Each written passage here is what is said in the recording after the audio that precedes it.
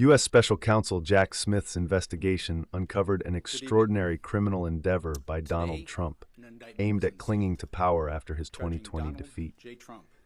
In a report released Tuesday, Smith outlines how Trump attempted an unprecedented scheme to block the certification of votes and prevent Joe Biden's rightful victory from being recognized.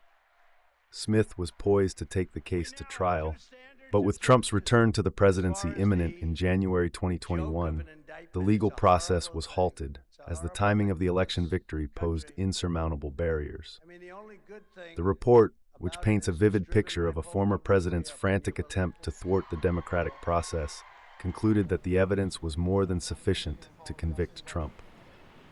However, it was his impending re-inauguration that delayed the case, leaving Smith's pursuit of justice in limbo. Trump's response was predictable, swift, and scathing. In a post on his Truth Social platform, he disparaged Smith as a lame-brained prosecutor who failed to bring the case to trial before the election.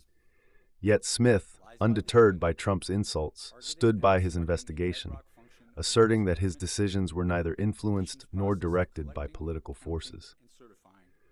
The claim from Mr. Trump that my decisions were influenced by the Biden administration or other political actors is, in a word, laughable, Smith remarked in his defense.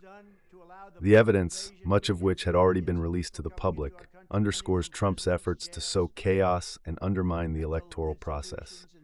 Central to the case were Trump's false claims of voter fraud and his pressure on state lawmakers to block the certification of Biden's victory. As part of his scheme, Trump attempted to install fraudulent electors in states Biden had won, an act that set the stage for the violent insurrection on January 6, 2021, when a mob of Trump supporters stormed the Capitol in an attempt to prevent Congress from certifying the election results. But the investigation didn't stop there. Smith's report also touches on the ongoing case against Trump regarding the illegal retention of classified documents after leaving the White House. Although that section remains under wraps due to ongoing legal proceedings, the details of Trump's mishandling of national security materials continue to unfold in court. Despite facing significant legal hurdles, including Trump's claims of presidential immunity, Smith's pursuit of accountability has been relentless. The Trump legal team fought tooth and nail to suppress the release of the report, arguing it could tarnish Trump's political prospects ahead of his 2024 return to the Oval Office. Courts, however, rejected their efforts, allowing the report to go public. As Trump readies himself for another bid for the presidency, the report casts a long shadow over his political career.